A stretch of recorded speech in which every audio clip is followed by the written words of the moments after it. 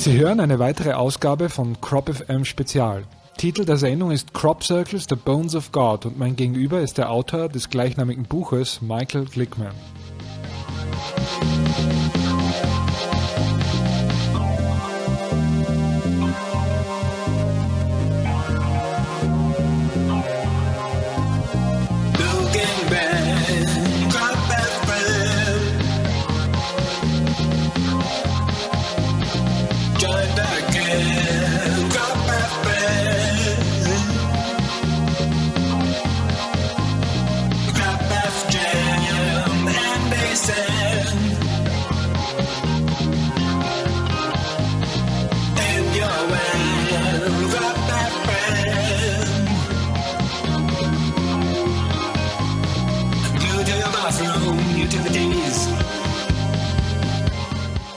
Im Zuge unserer diesjährigen Kornkreis Soul Safari in Wiltshire haben wir Michael Glickman in seiner Wahlheimat Horton besucht, um mit ihm über Kornkreise, deren Autoren, der Quadratur des Kreises, kognitiver Dissonanz und einiges mehr zu sprechen.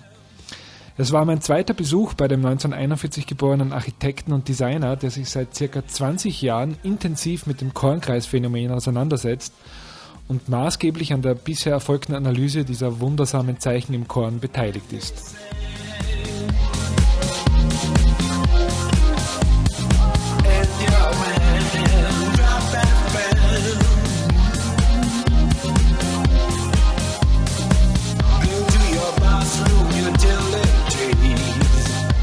Und wie jedes Mal vermag Michael Glickman zu überraschen und in seiner unvergleichlichen Art Zusammenhänge und persönliche Erlebnisse zu vermitteln, die tief mit dem Phänomen der Crop Circles verbunden sind. So hat er dieses Jahr während der vom 31. Juli bis 1. August in Devizes stattgefundenen Summer Crop Circle Lectures zum ersten Mal über direkte Kommunikation mit den Machern der Kreise erzählt. In der Sendung geht er noch einmal auf dieses Erlebnis ein, das er 1997 in einem Kornkreis-Pentagramm bei Bishops Cannings nahe Horton hatte.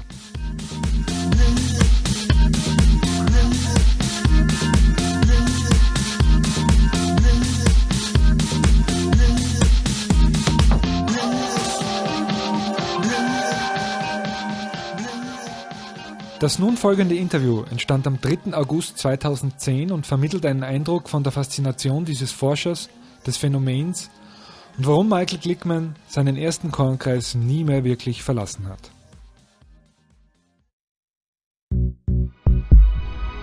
Crop FM. Glaubt, was ihr wollt.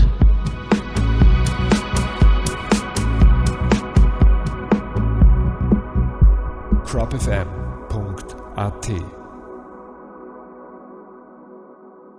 2004 we did an interview where you told a very beautiful story about your first visit to a crop circle about 20 years ago now, I think over 20 years ago.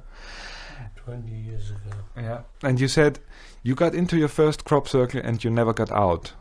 Why is it so difficult for everyone else to get in?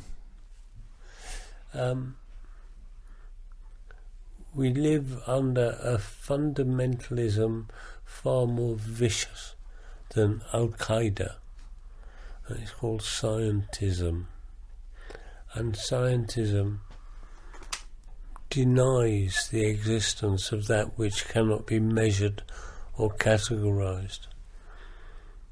And so, fundamentally, our worldview is affronted deeply by the inexplicable. We hate it. That's number one. Number two, our primary urge is to survive. And to survive, we have learnt that we must make today the same as yesterday. And we must make tomorrow the same as today. And any change in those patterns is so deeply and profoundly threatening that we resist it enormously. And so when some fool comes along and says the earth is not flat, we can't bear it. And when some people come along and say heavier than air machines will fly, can't bear it. Yeah, that's a very interesting story that you also tell at the beginning of your book, Crop Circles, The Bones of God. And indeed, I mean, those machines of the Wright brothers, they flew, but I think even while they were already flying, there were theoretical physicists who proved that this is not possible. Yeah. I love it. I love it. But, you know, the difficulty is we all carry a sack of freight on our shoulders, and facts have nothing to do with it. Exactly, yes. I think we're all shouting for facts, and I want proof. I think there is a lot of proof that something extraordinary is happening every year in Wiltshire and in other places, but it's ignored. Absolutely, because it's not a comfortable proof. What do you think we as a global community, what are we missing out by acting like this? We're missing out the next evolutionary step. We're missing out on the softening of our hearts. We're missing out on opportunity. We're missing out on humanity. We're missing out on all the things that I love and care for. When you say the next step of human evolution, can you elaborate a little bit more in which way crop circles are connected to this next step? I must start by saying I don't really know anything. Everything I say is an opinion, a hypothesis, a speculation.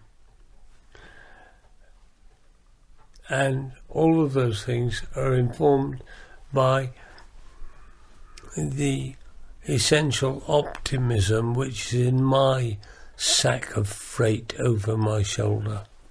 And I'm very thankful that my sack of freight contains optimism rather than paranoia and pessimism. But optimistically, I feel that we are on the edge of a transformational shift in consciousness. And whether we like it or not, we will be pulled kicking and screaming to a greater level of spirit. And the crop circles, I believe, are a kind of... They're not going to cause this, they're not going to push us to it, but they're indicators, and they help us, they're teachers, and they are enormously hospitable and humane and loving, and they are here because their authors are not allowed to intervene. And they're desperate to intervene because they see we are fucking up this blue planet and ourselves. But they cannot intervene. But sprinkling the crop circles is an act of teaching, really, generous teaching and guidance. They are pulling us through step by step. They're simply broadening our vision of possibility. And this is why people are finding it so hard, because what the crop circles are saying is a huge landscape of possibility.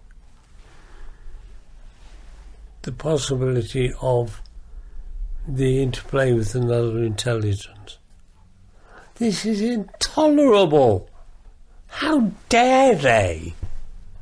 How dare they come knocking on our door with that unbearable, unprovable idea? Number one. Number two, the idea that that intelligence is massively superior to our own. What cheek, what insolence. When you talk about the authors, who are they? Is there any way to describe them? They are, but they are a federation of 11 non-earthly civilizations. I don't know where they're from or what they're called. I know what their intentions are, what their character is, what their spirit is, what their agenda is, and what their curriculum is. Where do they come from? I don't know. Elsewhere. And, I mean, of course, if someone, if you talk... what do you want me to say? Number 22, Acacia Avenue, Warrington, Lancashire. No, but... Where do they come from? I mean, what? But, if... this subject, the Federation of Light, it has been around... I didn't say light. That's right, yeah? I said federation. Most people think of them as extraterrestrials. They think that... Would that be an accurate description, or are they ultra-terrestrials? Or? They're non-terrestrials. They're non-terrestrials. The problem is that our language has formed a knee-jerk set of reactions. So if you say extraterrestrial, you think of E.T.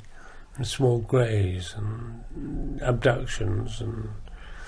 I mean, it's like FBI and CIA and all these words which are somehow shorthand for sloppy thinking. And I'm very worried about the word alien. I'm very worried about extraterrestrial. They're non-earthly. They are not earthly human beings. That's all I can say. And how do I know? How do I know? Yeah, that would be my next question. How do you know that? I don't know, but I've been very close to this for 20 years, and I've formed a set of views which have sat comfortably. The deeper I go into it, the more I examine this set of views, and if there are sharp corners that don't fit into what I've learnt over a year, that corner gets knocked off and the idea is more refined. But I have in terms of our stupid peer review, laboratory testing, replicable hypothesis bullshit, I'm speaking nonsense. I am delusional. There are a lot of people who have been, who claim to have been in contact with these intelligences, let's call them that way, for 20, 30 years, right up from the 80s when this started. And they have been in a spiritual contact. You say channeling, I don't know, however you want to call it. Is that also the kind of contact that you had? No, I believe in channeling. I've had some amazing experiences with channelers. One in particular who I totally trust. I've had very few direct through me experiences of what I might call channeled information, against which, and I'm very worried about pushing my own personal experience, but I believe that I am given a certain amount of access to a certain amount of information, which arrives and feels comfortable. So there was direct contact, so to say. You got the information directly without an intermediate medium. Is that? Oh yeah. Okay. So you had direct contact, so to say, but not with a so to say. Yeah. Not with an individual. No. But you just got the information. It just Oh, appeared. Yeah. Mm-hmm. Oh, fucking yeah. Okay. All the time. Yeah. People might call that intuition. Is that something that... Well, I don't mind. You can call it intuition. You can call it bananas. I mean, I don't know what to call it. I mean, It's just there. Yes. Okay.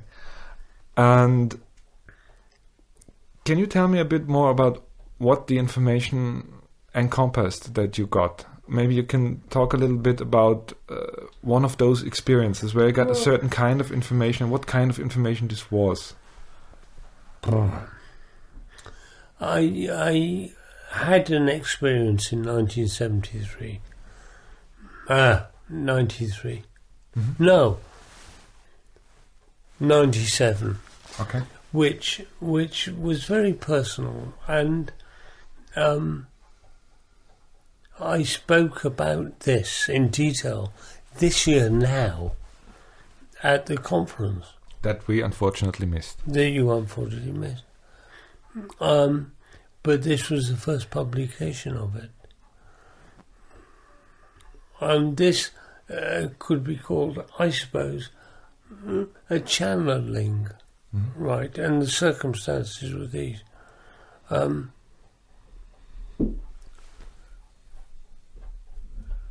Literally half a kilometre from this house, where we now are, was a star at Bishop's Canning's. This was 3 years before I lived here. I had no way of knowing I would live here. But this star arrived.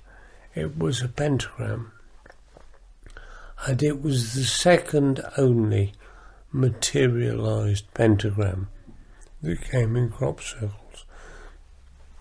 There have been many since then, but I had been very interested in the pentagram. There was a lot of work done on that in 1991 and 92 by John Martineau. And I was very interested in the pentagram. The first one was in 93 at Bythorn, which I did a lot of work on. And then the second one appeared in 97. I was very excited. At that stage, I was having more and more difficulty walking. And I was working with Patricia Murray from California, who's a very fit girl. And we walked into this formation, and she skipped ahead. And I was walking then with one stick, finding it very hard to get in. It was some years before I had to say, I've got to stop now. But it was still very hard, and I think that particular year it had lurched into difficulty. I was surprised by how bad it was. By the time I reached the centre of the circle, I was completely exhausted, and I was frightened because I hadn't had this experience before. I was alone. She was off taking photographs around the edge. I got to the centre of the circle and I lay down, and I was a bit panicked. And I said, I didn't speak it, but I said, "Are you here?" And I got an absolutely clear response in my head. I didn't hear it, I just knew it. And the response was, we are always here, we are always everywhere. I then said, will you help me? And they replied, we will help you to help you. And I then said, thank you, I need guidance. And they replied, we will not let you fall. It was a 6-element exchange. That was it. And that has kept me very happy ever since. Now, what I realised, for 12 or 13 years, I have assumed when they said, we will not let you fall, they meant, we will not let Michael Glickman fall. But suddenly I realised they'd given it to me to tell everybody, we will not let you fall. So I repeated this for the first time. I've never told anybody, really. I repeated this at this conference 3 days ago. So that is one example of my interaction with them, and it's a very reassuring interaction. I believe them. I believe totally in the veracity of that exchange. You know, I mean, convention would have us believe that when you start hearing voices in your head, you're crazy. I'm very happy with that. I've spent years looking in my bathroom mirror and facing the day on which I might have to accept that I am completely insane. I do that regularly. Am I crazy? So far, no. I seem to be okay. But, you know, it's not easy to sit in front of an audience of 300 people and tell the story of conversations in your head, against which they loved it. Well, I think that was the right audience, because also Whitley Strieber was there, so I mean, he had experiences that even go far beyond that. So, talking about Whitley Strieber, he had physical contact with who knows what. You don't think that these kinds of contact play a role in the crop circle phenomenon, or these? No.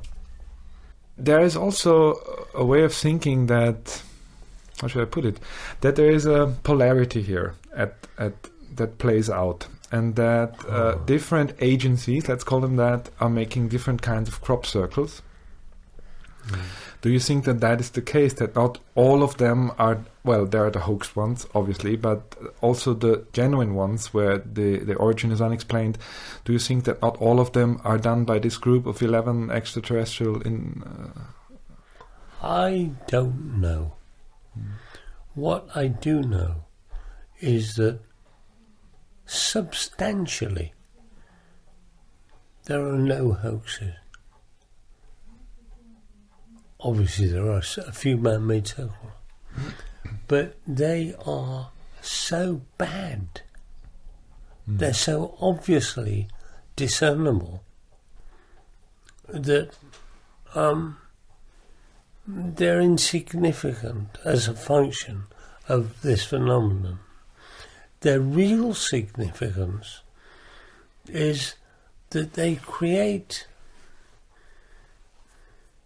a kind of phantom belief for doubters, so that those of us who've seen this and thought it's miraculous have jumped in the water and said, we're here. There are others who stand on the edge and say, it's very interesting, but we can't really jump in. Maybe they're hoaxes. And so the principal function of the hoax is as an idea. Isn't it something like when too much pressure is built up, then there is some that releases the pressure. Yes. That hoaxes. Yes, this is true, but it's also true that this has been my 21st season, and I was there when the original Doug and Dave thing came along, and I've spent 20 bitter years far too closely involved with hosting. I've written about it, I've spoken about it, and I realise in the past 12 months that I have wasted my time, the time of my readers, the time of my listeners, because I'm fairly close to this business.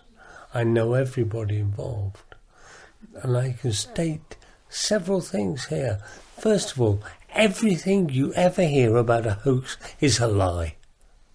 The whole hoax thing is based on deceit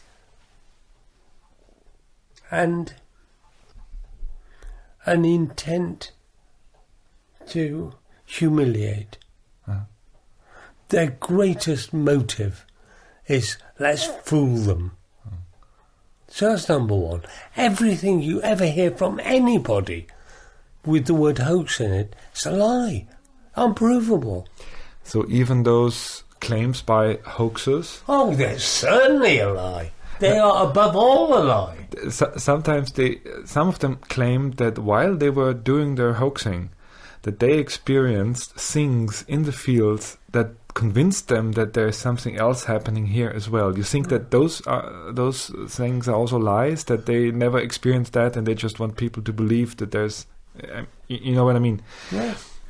I claim I assassinated President Kennedy. Yeah. That is my claim. So... it is foul, self-serving lies. Okay. So all of it, you just... Yeah. I mean, here's the other thing. In all these 20 years, I cannot bring to you, either from myself or other researchers, one single element of truth about hoaxing. Okay. Nobody has ever made a discovery. Nobody's ever learnt anything. And I say to them, why do you go down that rabbit hole? It leads to a void. There's nothing there. So coming back to this polarity, yes. Walter visited his first crop circle yesterday, and it always amazes me. When you enter this crop circle, it's like you enter a different space. Yes. Do you think that there are also crop circles that don't have such... those three we visited yesterday, we were totally calmed and it was just a wonderful experience. Do you also think that there are crop circles that do something else? Yes.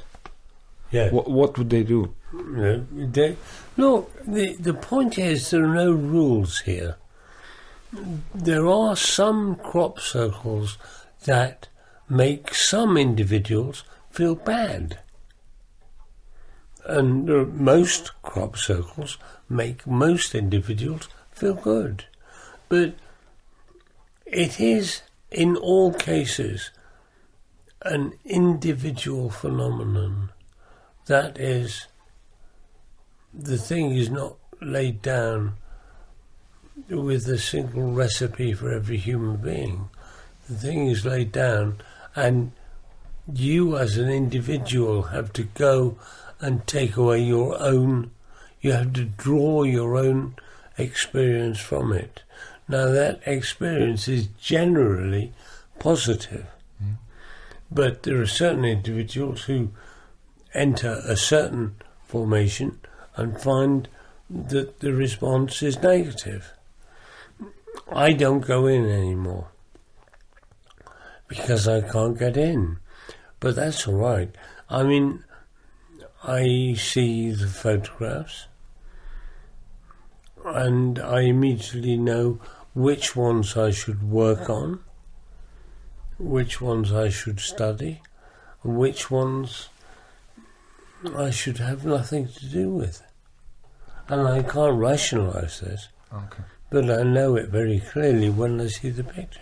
So just look at it. There are no signs or any attributes that you would recognize. No, nothing that I can identify. I mean, bear in mind that I've lived my whole life with my eyes. I'm very good at looking. I would argue that I'm one of the best crop circle lookers that there is.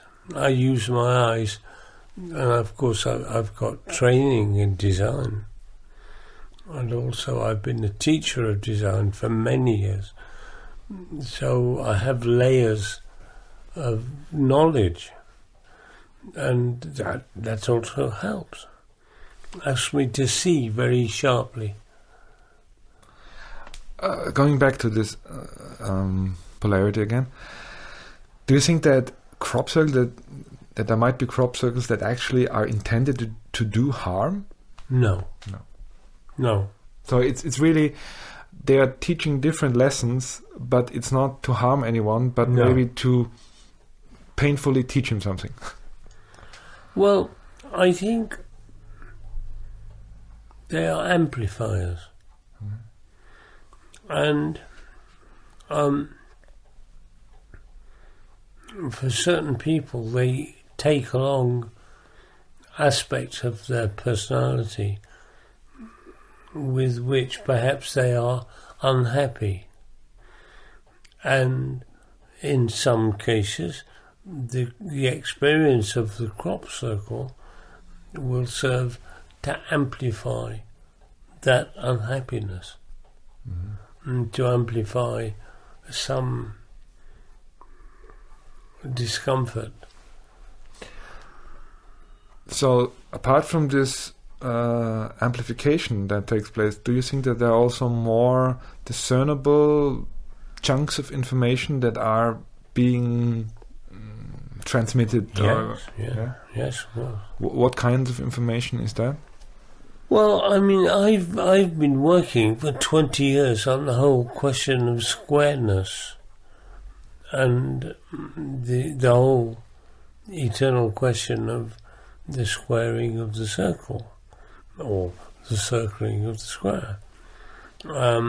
And there is a constant theme, a constant reiteration of an interest by the crop circle makers of the circling of the square, the squaring of the circle, and it becomes more and more powerful. You know, the thing about the pi formation, you'll come to it. It's the formation on the cover of Bones. Okay. And that was a formation which delivered the most specific communication we've ever had. That stated the number of pi. Oh, pi, okay. Pi. Mm-hmm. And of course pi for me is the key to the squaring of the circle. You would need pi to square the circle. And what overall the crop circles are saying to me is that there is a dimensional shift, or is it a vibrational shift, or a density shift, or a consciousness shift.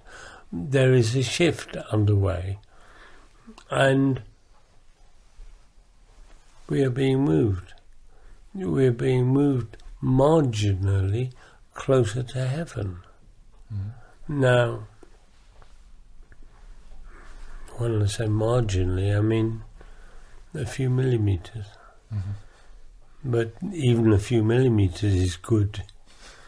And the squaring of the circle, which symbolises the marriage of earth and heaven, is the most potent symbol for that idea, and I think the circles are confirming that to me. Now, I'm looking for clues and I'm finding clues, and I'm lecturing about those clues. So that's my job, really. As you are a trained architect, you worked in industrial design, etc. What was the most intriguing thing when you came to this phenomenon that captured your interest, coming from your background, from design and? I was very arrogant then. I thought I knew how everything on the surface of this earth was made. I've spent a very good life making things. I love the 3D mechanical realm. I love the material world. I like teacups and chairs, that stuff. I like the way glass goes into aluminium and plastic connects with wood and concrete and steel go together. I know about that. And immediately with the 1990 Altenbahns formation, I knew it was not possible to make this by earthly means. There was no technology that could do this. I knew immediately. And of course you go into the details in your book about how to make this inner square, which for me was very interesting. Well, I'm glad. This was very important to me. Yeah. I mean, so it's an obvious thing, but it's only obvious if you know it and you see it. Yeah. So that's also interesting for me. I mean, when you are around here, you meet a lot of people who do all kinds of measurements. Even we do some strange measurements this time, just to see what happens. When on the other hand, you can learn a lot about them just by looking at them. Just by looking how they are made. This is my life. Yeah. You don't need to measure the magnetic field or anything. I think all that is futile bullshit. I think it's meaningless. I think the technologies that are being used are beyond our comprehension. I mean, I've written a book called 2012, A Crop Circle Myth, which examines Colin Andrews' ludicrous assertion that 80% are man-made. And I examined it. I did more work on that idea than he did. I spent 6 bitter, uncomfortable months listening to his interviews and blah, blah, blah.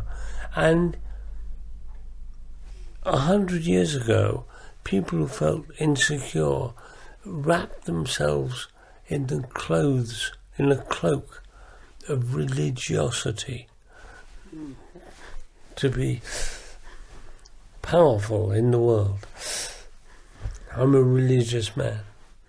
Nowadays, people wrap themselves in the cloak of our supreme fundamentalism, scientism, to be more secure in the world. Colin Andrews did this. And you read his language. He talks about, well, a lot of electrostatic, electromagnetic, and you want to say, which one? These are kind of buzzwords to impress. Electro-elephant, electro-banana. What's he talking about? And once again, as I say with hoaxing, it's all a lie. I say that the application of our ancient science to this is as appropriate as bringing a 19th century plumber's toolbox to an Apple computer. It's a different sphere. And all these people with their little machines, if it exists now, and it can be made now, and bought now, it is useless. So it's a bit like trying to make gene splicing with sticks and bones, or sticks and stones. Exactly. Yeah. Do you know anything about, I mean, speculative, of course, about the technology that is being used to do these? No, I don't. And anybody who says they do is a fool and a liar. There is this very impressive, we already talked about it once, this very impressive piece of film where you can see 4 balls of light going over a field and the crop lays down. Yeah. Which is totally cognitive dissonance. Yes, it's totally out there, and so, but this film seems to be genuine. Which I always have to come back to this because it's so amazing. I mean, you met the guy the same day when I didn't meet him. Okay. I did not meet him. Okay, but someone, he was showing this film the same day, and I think you talked to some of your contacts back in California, asking them how long it would take to hoax this film. What did they say? First in England, and I used to. One of my students became the head of the Creature Shop, which was Jim Henson in Europe. Mm-hmm. He was the head of it. And they had then a significant computer generated department, which subsequently grew to massive. I showed the film to him and his 2 senior technicians. They were stunned. Mm-hmm. Yeah. This happened, I think, in 96? Or? It was in 96. Mm-hmm.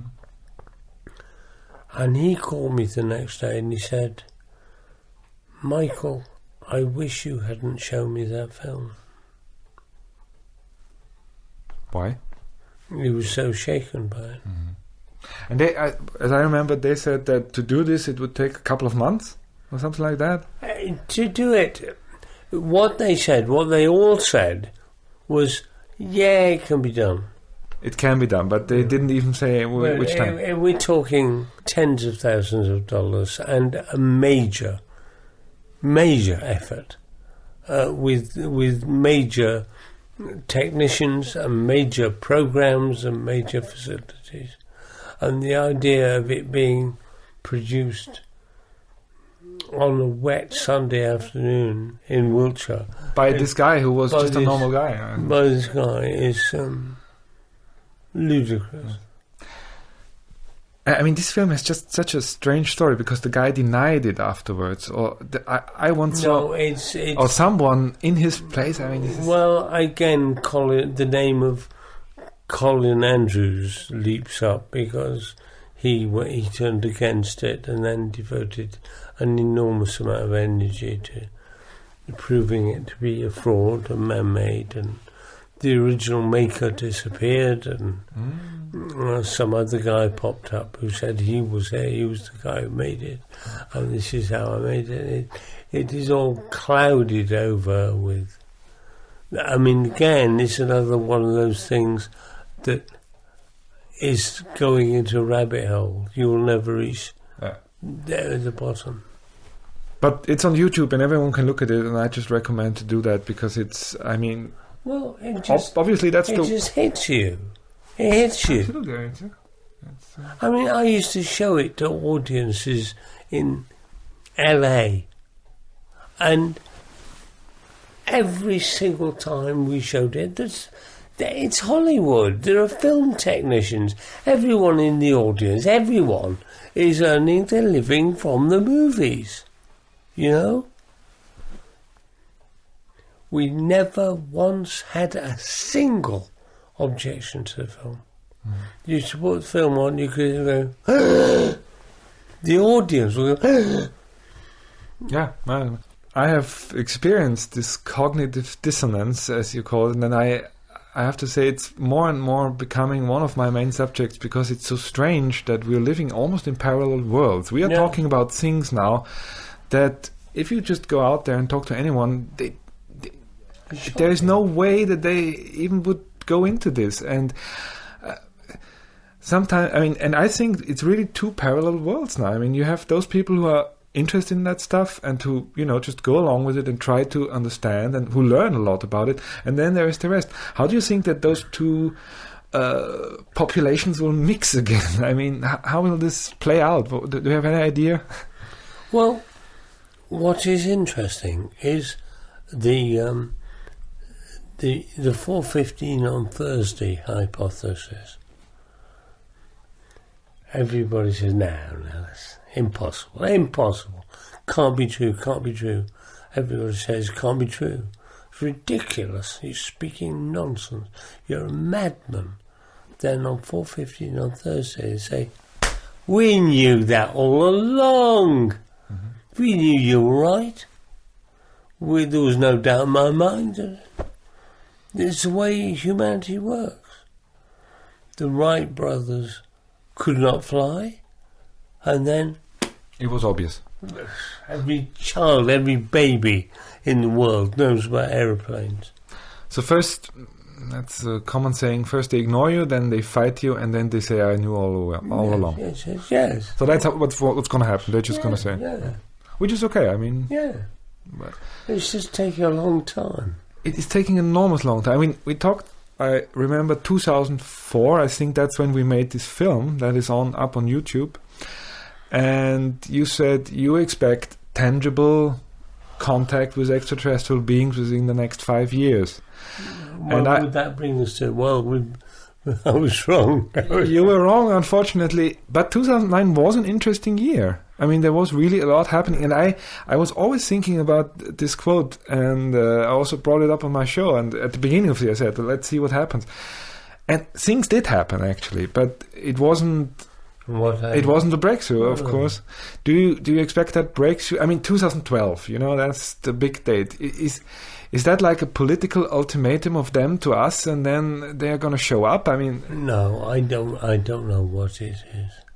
I mean, again, in my lecture at Devices, I did a symbolic analysis of 2012 and how important it is symbolically. If you pull out the 01, they're the fundamental diagrams of human genitals. 0 and 1. They're the basis of the digital revolution. Mm-hmm. They are the start of the Fibonacci series. 0 and 1. If you move them together, you get phi. Mm-hmm. The golden section. And then you pull out 2 and 2. It's the second number of the master number secret series. If you reverse one of the 2s and move them together, you get a heart. So all the mere printing of 2 and 1, 2 is massively loaded with symbolic possibility. But that might be entirely peripheral. I don't know. So 2012, from the number itself, is you think is already bearing some significance? Yeah, fantastic significance. Uh-huh. So I mean, at the heart of 2012 is 01. 01 is so rich for human life. Mm-hmm. Yeah, it's going to be... We're going to live through it, and we're going to see what's happening. I mean, it's... coming to this year's season, I mean, we've visited 3 circles. Which 3? We were one at Milk Hill yesterday. Then Amazing. Yeah. Then we were. I forgot the name of this chapel. Yes, I know. It's With the pentagram. I think so. Yes. And then we were in one circle. We actually were searching another one, and there was suddenly a sign, and we have no idea which one it was. We were inside of it, but that was the first, and it was beautiful. But what do you think about this year's See? What's going on this year? What's the main subject? It's early for me to say. I don't know. But you see, here again, I talk about the squaring of the circle, and they've gone to cubes, and they're saying we're moving from the 3rd to the 5th dimension. Symbolically, we will move our square to a cube and our circle to a sphere. And there's a great deal of that. So that the diagrams are shifting from 2-dimensional to 3-dimensional to symbolize our shifting from 3 to 5. So I'm very pleased that my view, my wobbly speculation, has received another confirmation. Is there any formation that appeared so far? I mean, we're at the beginning of August. It's actually anything can happen every time now. But so far, is there any formation that really sticks out for you that appeared this year? No, I can't say that. I mean, I'm just staggered by so many of them, really.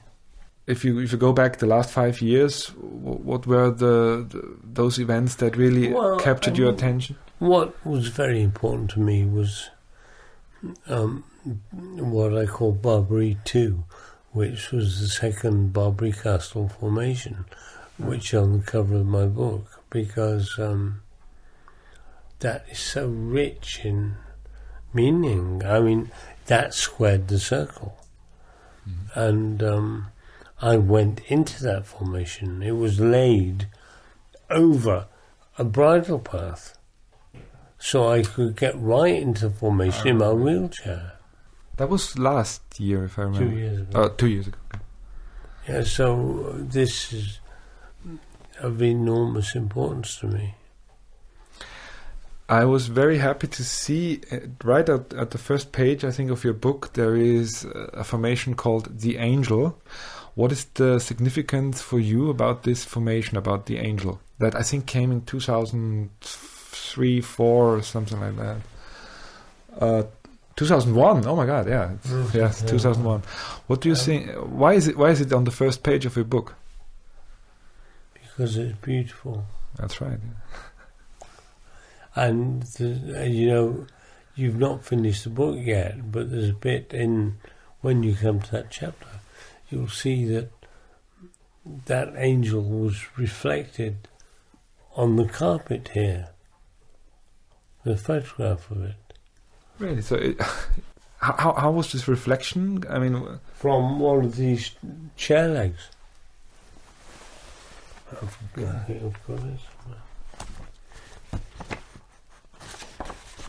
Oh, there it is. Yeah. Find it.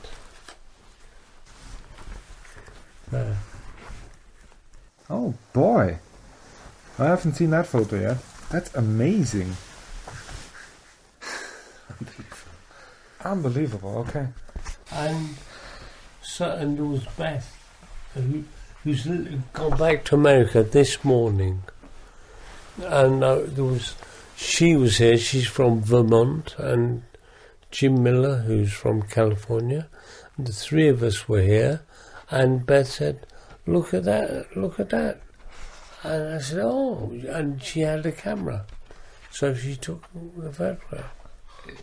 Truly amazing. Okay, then I can understand that you put it on the cover of your book.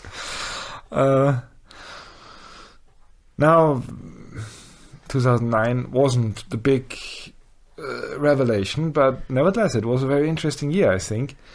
But if you look into the future, into the next, let's say, 2, 3, 4 years, what do you think will be, what kind of events? Who bloody knows? I mean, I don't know. I would like to meet them. I want to meet them more than anything. I think this is my biggest dream, really. I would like to shake their hand. Mm-hmm. I want to meet them. I think they're wonderful. But I don't know if I will be able to. But that's what I hope.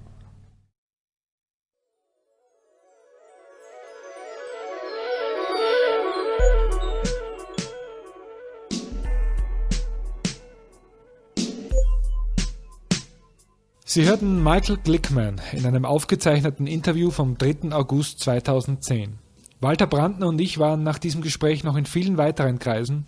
Unsere Eindrücke und Erlebnisse sowie weitere Interviews aus Wiltshire kann man in der Sendung vom 28. August nachhören.